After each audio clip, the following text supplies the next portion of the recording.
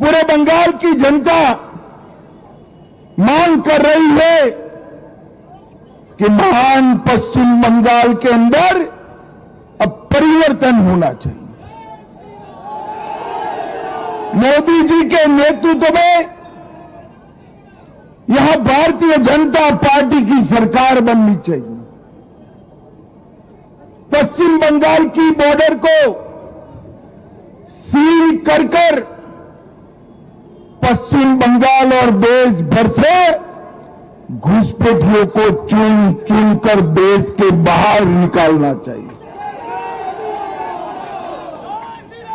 और कवि गुरु की कल्पना का सोनार बांग्ला बनाना चाहिए। इसलिए पूरे बंगाल की जनता परिवर्तन के लिए तत्पर बैठी है, तैयार बैठी। जहां जाते वहां कहते हैं 5 मई को भाजपा सरकार आने वाली है, मगर मैं आज भवानीपुर के मतदाता भाइयों बहनों को विनती करने आया हूं। पूरा बंगाल ममता बनर्जी को विदाई करने के लिए तैयार है, मगर भवानीपुर वालों, पूरे बंगाल में परिवर्तन करने आपके हाथ में है। ऐसा है, एक एक सीट कर जीतेंगे,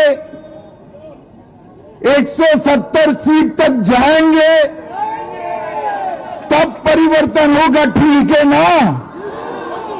मगर मेरे पास एक शॉर्टकट है।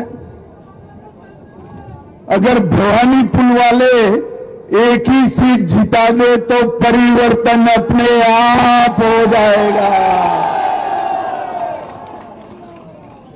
अरे शुभेंदु दा हमारे नंदीग्राम से लड़ना चाहते थे।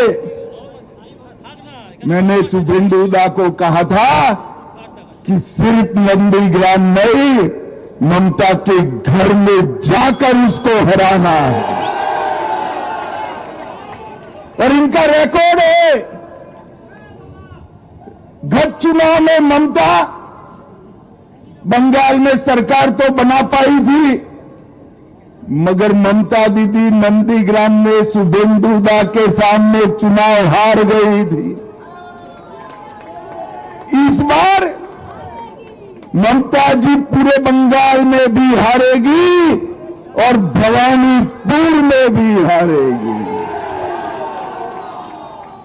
आज सुबह कुछ पत्रकारों का फोन आया कि वातावरण तो बहुत अच्छा है, बंगाल की जनता चाहती है कि ममता बनर्जी चली जाए, तृणमूल के गुंडे जेल में जाए, भाजपा कार्यकर्ताओं की हत्या करने वाले को चुन चुन कर जेल में डालना चाहिए।